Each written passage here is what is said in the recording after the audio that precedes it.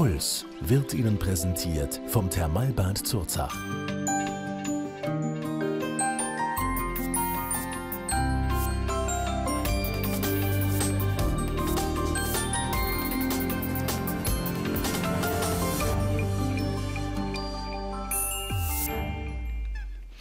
Herzlich willkommen bei Puls vor Ort, heute vom Oberen Zürichsee zu Rapperswil-Jona zum Thema Fasten.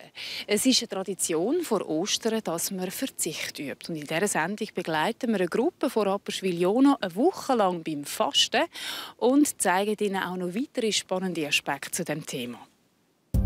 Fasten konkret.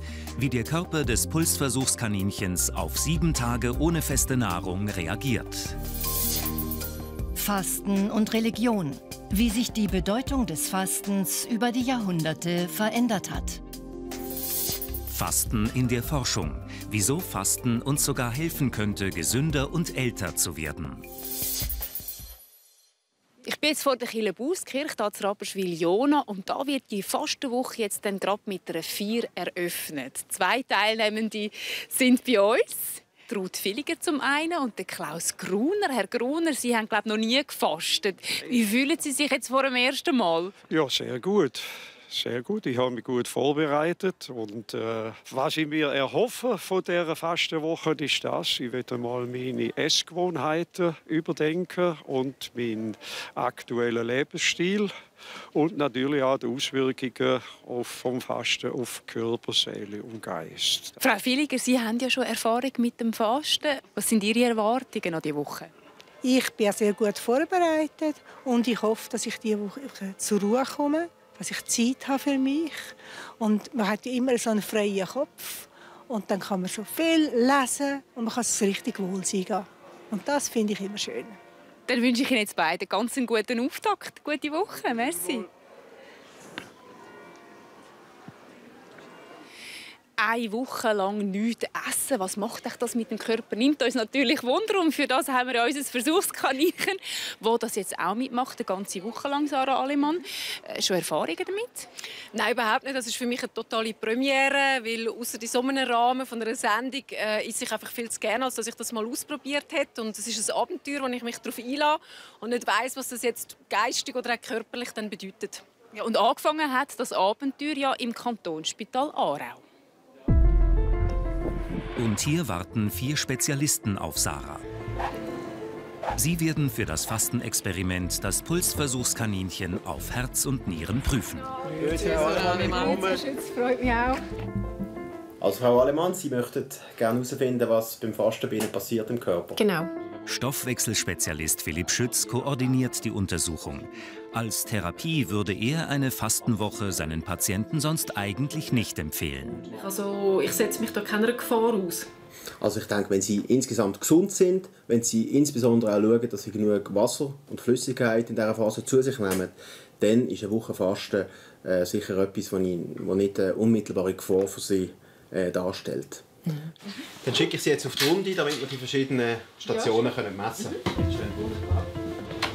So, gut, Frau Alemann. Erste Station: Blutentnahme. Wir messen bei der Frau Alemann verschiedene Stoffwechselwege, Blutzucker, Blutfett, aber auch Hormonwerte. Und wir möchten das täglich machen, damit wir die Dynamik unter dem Fasten auch besser sehen. Okay, es gibt ein Stückchen. Geht's? Ja. Im Fokus der Blutanalyse stehen besonders Harnsäure, Ketone und Hormone. Weiter zur Ernährungsberaterin. Frau Alemann, grüezi. Gewichtskontrolle. Dann dürften Sie gerade auf die Waage stehen. Dann wird Sarah mit Elektroden verkabelt. So wird bestimmt, wie sich ihre Körpermasse zusammensetzt.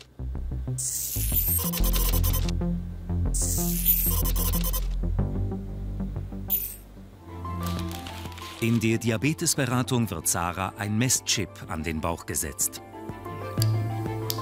Also man merkt es schon. Es gibt schon so einen Peaks zweimal. Ab jetzt wird ihr Blutzuckerwert lückenlos überwacht. Und das bleibt jetzt so. Und zuletzt noch die Ergospirometrie. Mit einem Belastungstest wird Sarahs Leistungsfähigkeit und ihr Energieverbrauch bestimmt.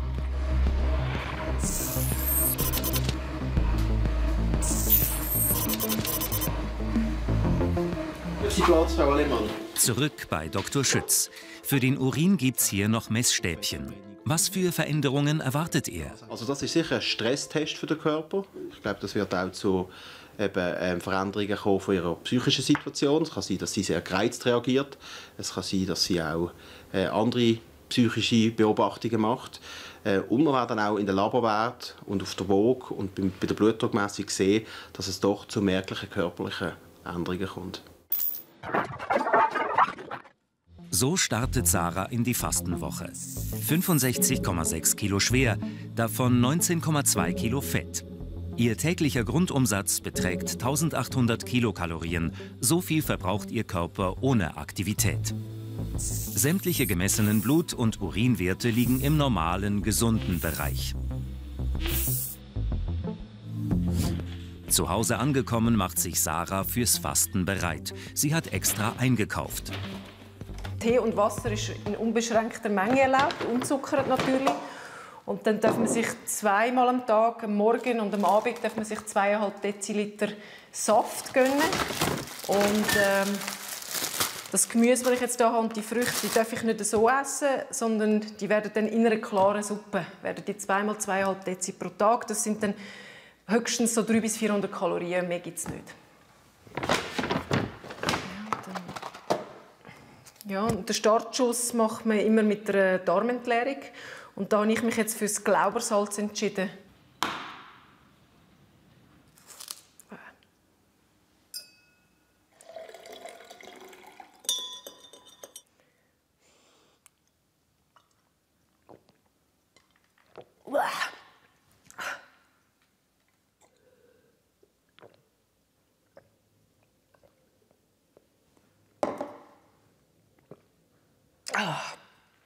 Das ist echt nach dem Brechreiz. 2-3 Stunden warten auf die Wirkung im Darm. Dann ist Sarahs Fastenwoche definitiv eingeläutet.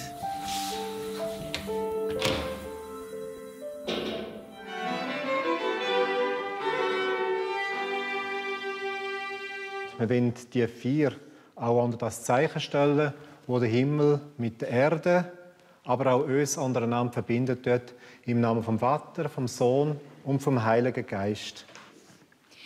Hier zu Rapperswil-Jona wird die Fastenwoche mit einer ökumenischen Feier eröffnet. Und so wie da gibt es in der Schweiz einige Gruppen, die vor Ostern fasten. Und das hat häufig mit der christlich-religiösen Tradition zu tun.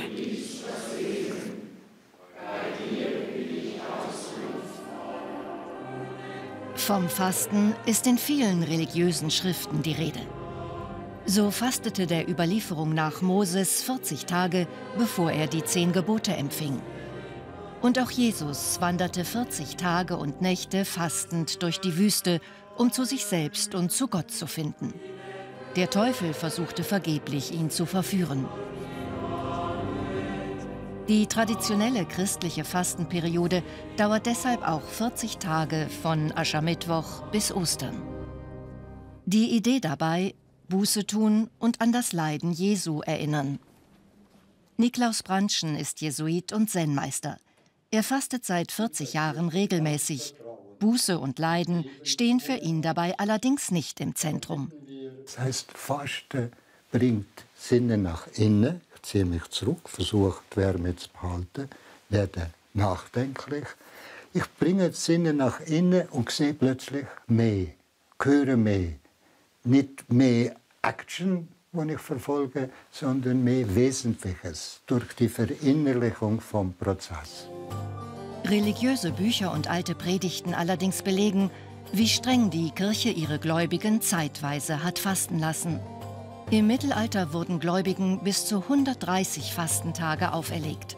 Neben Fleisch galt es auf Milchprodukte, Eier und Wein zu verzichten und ganz grundsätzlich weniger zu essen. Die strengen Gebote machten erfinderisch. Und so wurde das bis heute bekannte Starkbier von Mönchen erfunden. Es half durch die magere Fastenzeit. Vögel und Wassertiere wurden kurzerhand als Fisch deklariert. Das sind dann so Ausnahmen, wo man oder Fischküche die eine Art gutes Essen durch die andere Art gutes Essen ersetzt hat. Und das ist nicht sinnvoll, es ist in Heuchelei. Und darum sage ich, Gott sei Dank ist das traditionelle Fasten gestorben. Vor allem die Reformatoren räumten auf. Mit einem provokativen Wurstessen am ersten Sonntag in der Fastenzeit protestierte in Zürich Buchdrucker Christoph Froschauer mit Unterstützung von Ulrich Zwingli 1522 gegen die Regeln aus Rom. Der Anfang vom Ende der Fastengebote. Heute verzichten gläubige Christen noch am Aschermittwoch und Karfreitag auf Fleisch und Alkohol. Und da ist heute die nötige Freiheit gegeben, dass man den Schatz, der begraben ist im Acker der Kirche, auch ausgraben und sagen, aha, so ist das gewesen. Aber heute, dank medizinischer Erkenntnisse, tun wir das anders aufziehen. Die Rede ist vom Heilfasten. Seit den 1920er Jahren bieten Fastenkliniken diese Form des Fastens an. Im Fokus steht kein religiöser Hintergrund, sondern die Reinigung des Körpers durch Nahrungsentzug. Als Pionier des Heilfastens gilt der deutsche Arzt Otto Buchinger. Unter Aufsicht lässt er Patienten bei nur 250 Kalorien am Tag bis zu 3 Wochen fasten, mit Obst- und Gemüsesäften. Wir können uns von den Medizinern inspirieren lassen, wie das gesundheitlich richtig vollzogen wird. Und sie können von uns lernen, wie das in spirituelle, soziale, politische Dimension hat und wie diese Dimension kann entwickelt werden. Und so hat sich das Fasten von der religiösen Pflicht zu einem persönlichen Gesundheitsprogramm gewandelt. Die Feierlichkeiten sind vorbei. Die Gruppen bleiben jetzt einen Moment noch da und das Programm dieser Fastenwoche besprechen. Jetzt 2 Vertreter von der Leitung sind jetzt bei mir. Herr Sutter, Sie sind von der katholischen Kirche, Herr Wellauer von der reformierten Seite. Jetzt die Leute, die hier mitmachen. Was für einen Stellenwert hat jetzt da der spirituelle, der religiöse Gedanke hinter dem Fasten? Also was die Einzelnen damit verbindet, das kann ich so nicht sagen. Für mich selber ist es eine Woche, wo ich mich gerne ein bisschen zurückziehe, wo ich meine Arbeit ein bisschen in den Hintergrund stelle. Ich arbeite wohl, aber ich versuche auch Momente rauszunehmen, wo ich in Ruhe einmal etwas nachgehen kann. Herr Sutter, wie erleben Sie das oder wie beobachten Sie das? Ich kann vor allem von der Gruppe her reden, die ich dann selber habe, am Morgen. Und dort ist es eigentlich schon auch, vor allem einfach auch so die Ruhe finden und auch im Gebet eigentlich die Ruhe finden. Und ja, so finde ich eigentlich, hat es auch viele, die das schätzen, einfach auch so einen spirituellen Einstieg in den Tag. Dankeschön.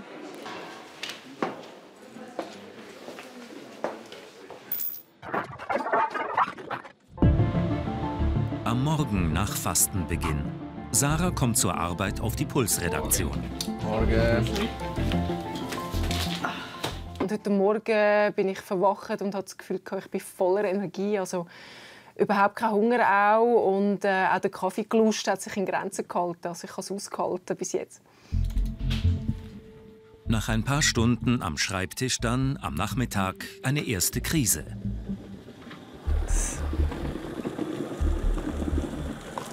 Ich habe mir jetzt einen Tee gemacht, weil ich einfach gemerkt habe, dass ich extrem Kopfweh bekomme, so im Nackenbereich.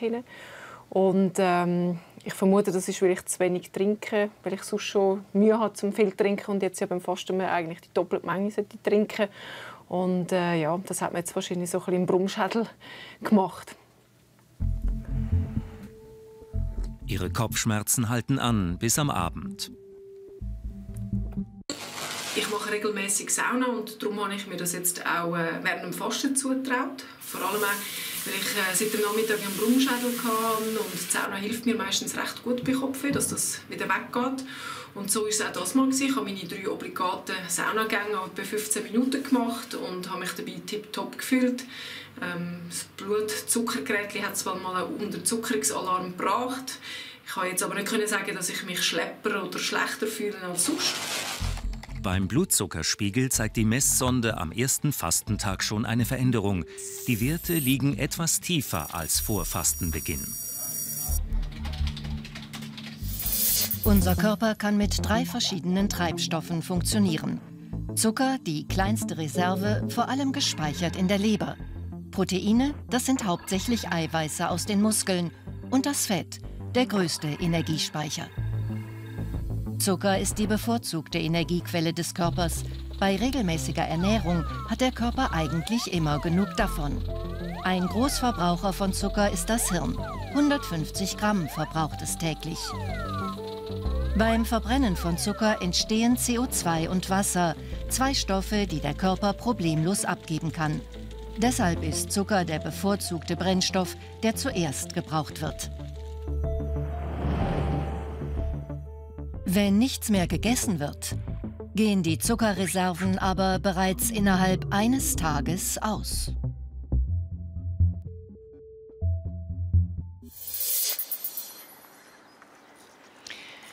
Unsere Gruppe, die Rapperswil-Jona, zieht sich zum Fasten nicht etwa in eine Klinik zurück oder in ein Kloster. Für sie geht der Alltag ziemlich normal weiter. Aber sie treffen sich regelmäßig für gemeinsame Aktivitäten. Und da sind wir natürlich vorbeischauen.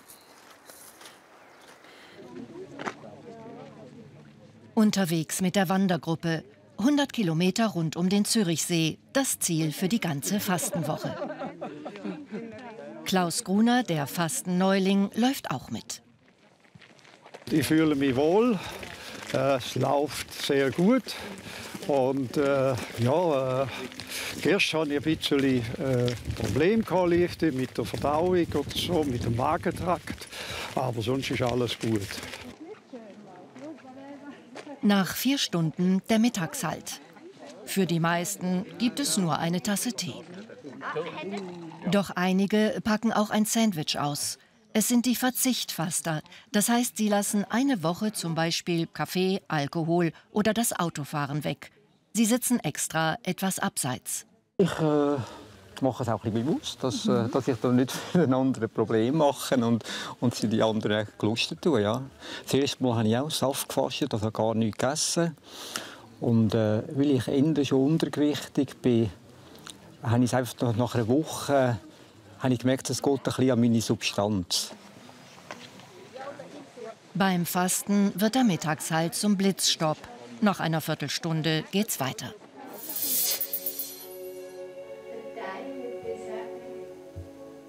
Bei der Gruppe vom Shibashi-Kurs geht es etwas ruhiger zu und her. Die altchinesische Technik entspannt Kopf und Körper.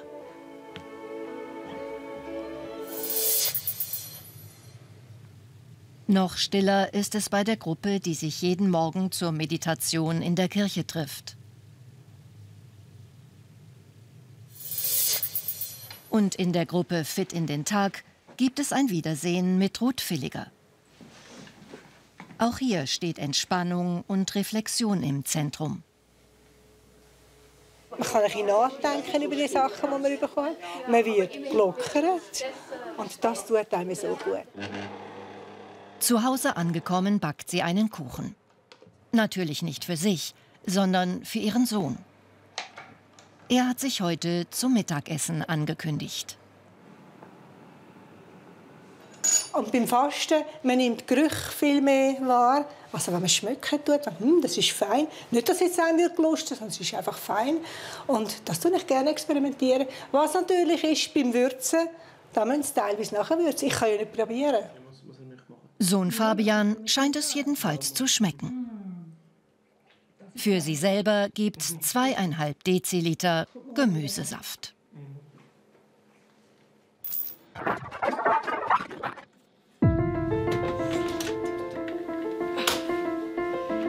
Sarah auf Dreharbeiten für den Beitrag über die Geschichte des Fastens. Es ist jetzt ihr 4. Fastentag. Schon am Tag zuvor hat sie zu Hause eine Entdeckung gemacht. Heute Morgen habe ich jetzt zum ersten Mal festgestellt, dass bei den Urinstreifen, die ich jeden Morgen teste, dass die von nichts anzeigen auf 2 Plusstrich gegangen sind, also 1 bis 2 Plusstrich bei den Ketonkörpern, bei den sogenannten. Und ich habe von gestern auf heute auch 1,5 Kilo verloren. Ob das dann alles Fettmasse ist, die ich verloren habe, wird sich dann ja noch herausstellen. Obschon sie normal arbeitet, spürt Sarah kaum Hunger mehr. Ja, es läuft gut. Ich fühle mich super fit. Jetzt draussen spüre ich ein bisschen Kälte. Ich glaube, sonst vertrage ich es ein bisschen besser als jetzt während dem Fasten. Aber sonst ist der 4. Tag jetzt und es geht super. Ihr Körper hat sich mittlerweile umgestellt.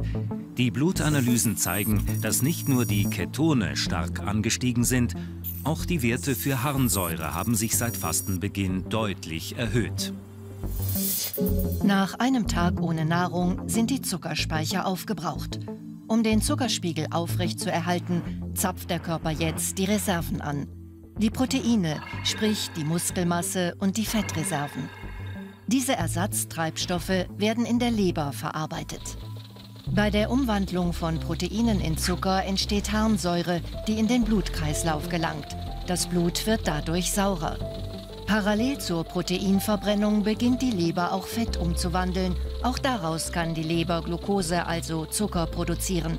Als Nebenprodukt entstehen hier Ketone, die in Blut und Urin messbar sind.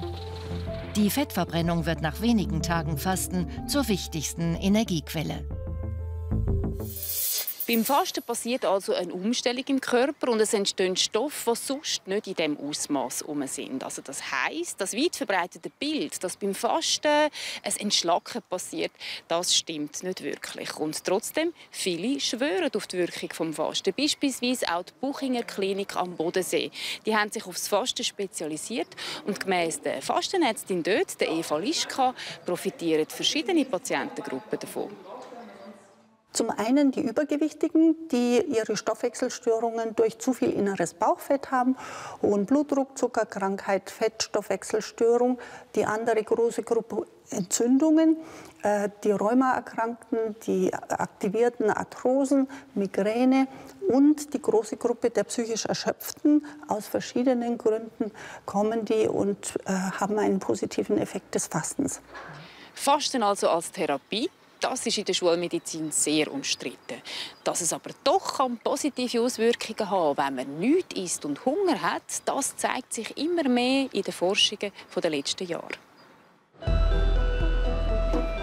Wenn Professor Markus Stoffel zu seinen Mäusen will, muss er an der ETH Zürich tief in den Keller hinunter. 2-mal umziehen und eine Luftdusche.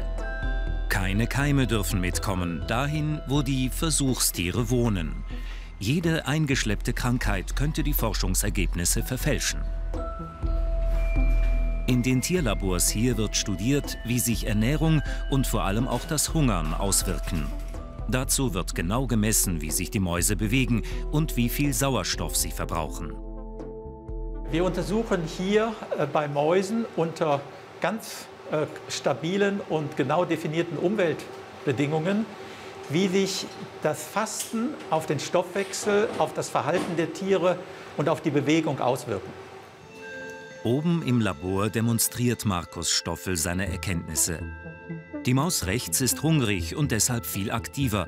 In ihrem Gehirn ist ein spezielles Eiweiß, genannt FOXA2, aktiv. Die Maus links ist gesättigt, ihr Insulinspiegel ist hoch und das unterdrückt das Aktivitätseiweiß FOXA2. Der Unterschied ist messbar. Also hier haben wir die Bewegungsaktivität über den Tag gemessen und da sieht man, dass wenn FOXA2 aktiv ist, hier in Rot gezeigt, dass die Mäuse sich wesentlich mehr bewegen als Mäuse, bei denen FOXA2 inaktiv ist. Und diese durch den Hunger ausgelöste Bewegung hat für die aktive Maus äußerst positive Effekte. Also Mäuse, die immer etwas hungern, leben wesentlich länger als Mäuse, die ständig Futter zur Verfügung haben. Wir haben weniger Krebserkrankungen und wir haben weniger entzündliche Erkrankungen. Z'Morgen, Znüni, Z'Mittag, Z'Vieri, Z'Nacht. Dauerhaft so zu essen, das macht möglicherweise auch uns Menschen kränker. So die Erkenntnis. Unsere Forschungsergebnisse deuten darauf hin, dass wir möglichst die Zwischenmahlzeiten auslassen sollten und es wichtig ist, dass wir zwischen den Mahlzeiten längere Fastenperioden haben. Zwischenmahlzeiten oder sogar ganze Mahlzeiten auszulassen, das also bringt den Körper auf Touren, regt an, ist gesund. Was halten Mediziner wie Stoffwechselspezialist Philipp Schütz davon? Er behandelt viele Patienten, die von solchen Effekten besonders profitieren könnten. Ich glaube, die Frage, was die richtige und beste Diät ist, beschäftigt die Ärzte und die Menschen ja seit vielen Jahren. Und ich glaube, das ist ein typischer Fall, wo man vielversprechende Resultate hat aus der präklinischen Forschung, aus der Tierforschung. Aber es fehlt heute der Beweis, dass das eben längerfristig gute Effekte bringt.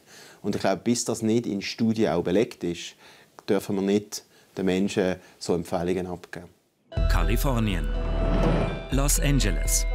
Hier an der University of South California ist man überzeugt, dass es sehr wohl schon genügend Beweise für Fastenempfehlungen gibt. Der renommierte italienische Altersforscher Walter Longo hat bereits Studien mit Menschen durchgeführt, wie bei den Mäusen mit vielversprechenden Resultaten. In people we see similar effects. Bei Menschen sehen wir ähnliche Effekte, also tieferen Blutzucker, weniger Entzündungen, Hinweise auf eine Regeneration der Zellen und auch auf geringere Risikofaktoren für Krebs. Das Fasten, das zeigen mittlerweile mehrere Studien, wirkt nämlich direkt auf die Körperzellen, eben weil der Stoffwechsel umgestellt wird. Bei einer regelmäßigen Nahrungszufuhr hat unser Körper immer genug Zucker. Und dies wirkt sich auch auf unsere Zellen aus. Sie werden angeregt zu wachsen und sich zu vermehren. Fällt nun die Nahrung zum Beispiel durch Fasten weg, leeren sich die Zuckerspeicher. Der Körper zapft die Eiweiß- und vor allem Fettreserven an. Nach 2 bis 3 Tagen führt dieser Sparmodus auch auf der Zellebene zu Veränderungen. Ein Teil der Zellen wird abgetötet. Andere wiederum werden repariert, statt einfach ersetzt. Einige Zellen werden auch angeregt, sich besser zu schützen. Diese Umstellung auf Zellebene führt laut den Forschern dazu, dass sich der Körper durch das Fasten regeneriert und widerstandsfähiger wird. Es ist eine umfassende Erneuerung.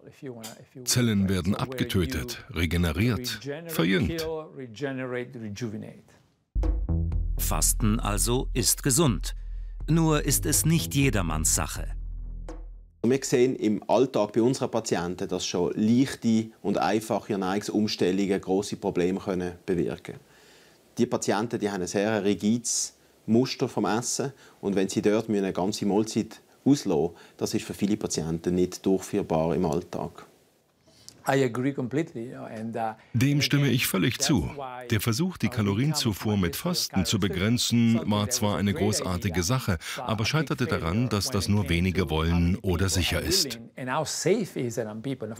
Dann sagten wir uns, machen wir eine Ernährung, die die Leute als normales Essen sehen und die Ärzte für sicher halten, mit genügend Kalorien.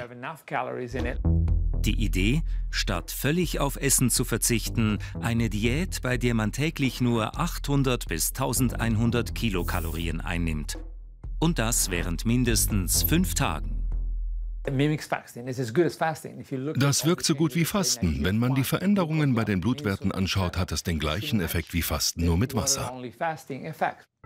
Walter Longo hat dies bereits mit 100 Versuchspersonen ausprobiert. Die Studie erscheint demnächst.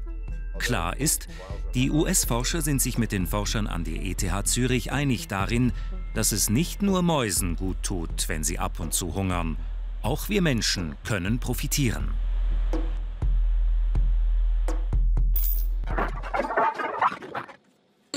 Am Wochenende habe ich mich jetzt entschieden, einmal um den Klingnauer Stausee herumzulaufen. Das ist ein tolles Gebiet zum Vögel beobachten. Sogar einen Eisvogel gesehen. Das sind jetzt etwa 6 Kilometer rundherum. Und ja, also Bäume ausreißen kann ich offenbar nicht während dem Fasten. Und das Berg würde ich jetzt auch nicht wählen. So 6 Kilometer im moderaten Tempo ist gerade okay. 2 Tage später in der Fernsehkantine. Es ist Sarahs 7. Fastentag. Etwas Gemüsebrühe zum Mittagessen muss reichen. So am Tisch mit anderen war sie die letzten Tage kaum mehr. Vom Hungergefühl her ist es nicht so schlimm. Und ich habe mit meinen 2,5 Dezi Suppe eigentlich sowieso auch gerade genug. Was schwierig ist, sind die ganzen Gerüche. Und einfach das Sehen von Sachen, wo ich mich extrem darauf freue, um sie wieder essen zu können. Noch einen Tag muss Sarah warten bis zur Schlussuntersuchung im Kantonsspital Aarau. Da zu Rapperswil-Jona geht die Fastenwoche jetzt zu Ende mit einem feierlichen Fastenbrechen in der Kirche vom Kapuzinerkloster. Und da treffe ich auch Ruth Villiger wieder und den Klaus Gruner. Herr Gruner, wie haben Sie die Woche überstanden, Ihre erste Fastenwoche? Ja, die habe ich sehr gut überstanden. Ich bin erstaunt, was wir in dieser Zeit für eine Distanz- und Höhendifferenz bewältigt haben, ohne ein Stückchen Brot, nur mit Wasser. Haben Sie nicht verrückt Hunger gehabt? Einmal hatte ich bis am Morgen einen Hungerast, aber nachher ist das beim Laufen hat sich das sehr schnell verflüchtigt.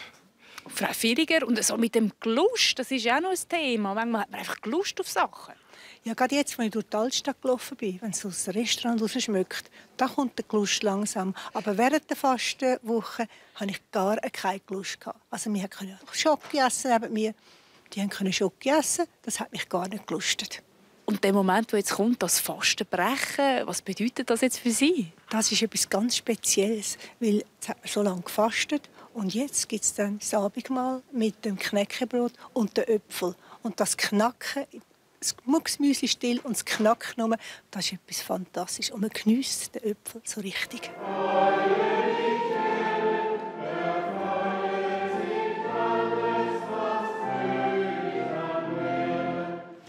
Brot, der Leib von Christus, für dich gebrochen.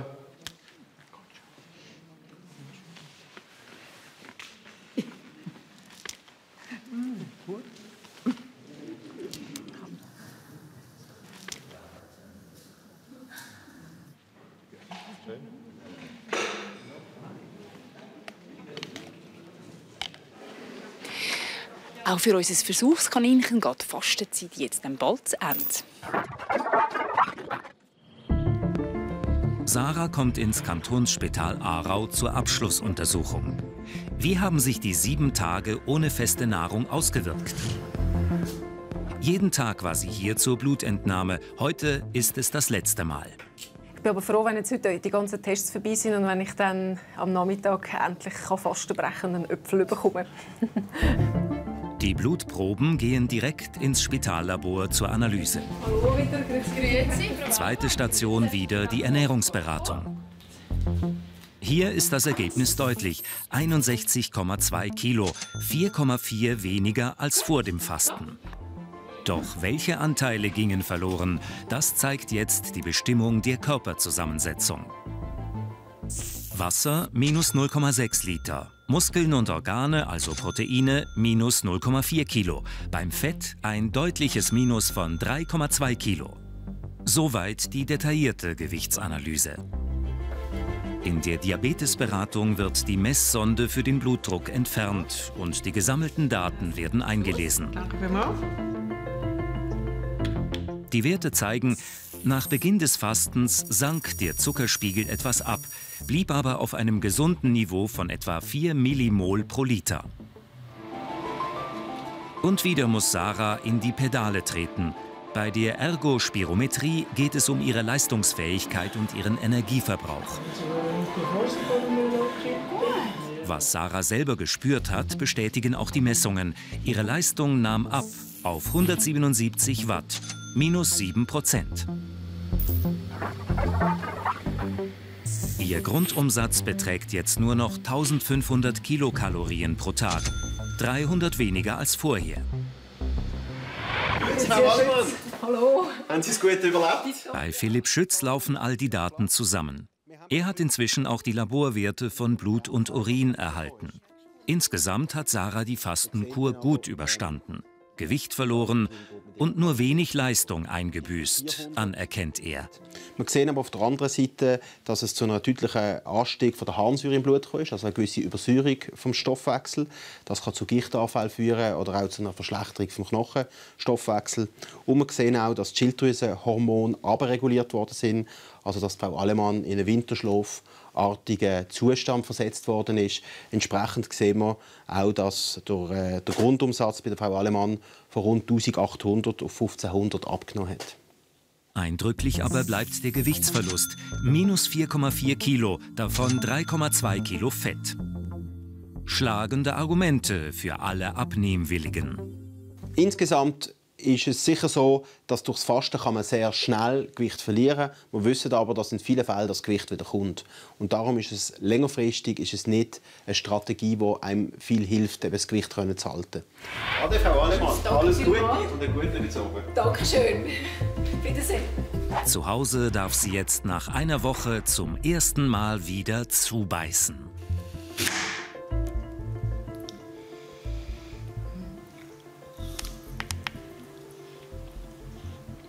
Ich habe mich jetzt zwar riesig auf den Apfel gefreut, aber er schmeckt jetzt durchs Fasten nicht plötzlich besser. Also es ist toll, also das Kauerlebnis ist sensationell und halt einfach auch der Geschmack, das ist super.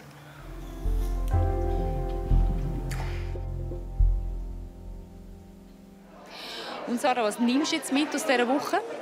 Also es war eine super Erfahrung, zu spüren, dass der Körper locker eine Woche ohne Essen auskommen kann und auch das Hungergefühl weg ist nach ein paar Tagen.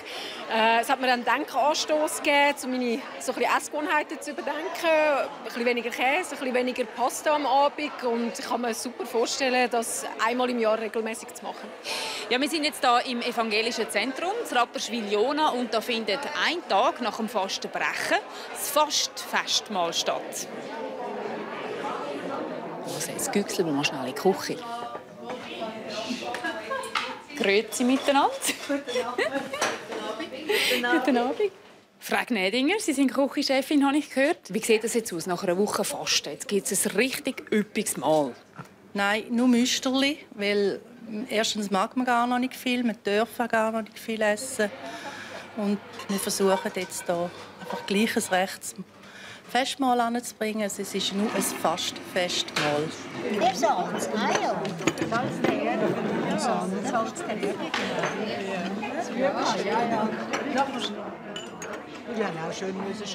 Wie sieht es bei Ihnen aus, so das körperliche Befinden nach einer Woche? Also ich muss sagen, ich fühle mich heute super, obwohl ich ein Viertel von einem Hartapfel bloß gegessen habe. Und ich habe das Gefühl, ich habe das grösste Menü gegessen. Es läuft alles viel besser. Und ich fühle mich natürlich topfit. Was nehmen Sie jetzt mit aus dieser Woche? Ganz ein Haufen gute Momente für mich selber. Ein bisschen bewusster auch wieder den Alltag wahrnehmen. Ich habe mir vorgenommen, dass ich am Morgen kein Fleisch mehr esse. Am Morgen? Ja, ich esse immer etwa ein bisschen Fleischkäse oder so etwas. Was meinen Sie, machen Sie das nochmal? Ja, auf jeden Fall. Das ist jetzt für mich also wirklich so viel gewonnen. Ich merke, es tut mir gut. Also von dem her möchte ich das weiterziehen. Der Verzicht aufs Essen ist gut für den Körper und für die Seele. Das war es von unserer Sondersendung zum Thema Fasten aus Rapperswil-Jona. Später am Abend sehen Sie das Wirtschaftsmagazin «Eco». Dort fragt man sich, warum geht es nicht vorwärts mit der AHV-Reform. Und jetzt im Anschluss dann wie immer das 10 vor 10. Wir sehen uns hoffentlich nach den Ostern wieder. Dann zeigen wir Ihnen nämlich, was Sie anpflanzen können in Ihrem persönlichen Heilkräutergarten. Bis dann eine gute Zeit und ganz einen schönen Abend. Ade miteinander.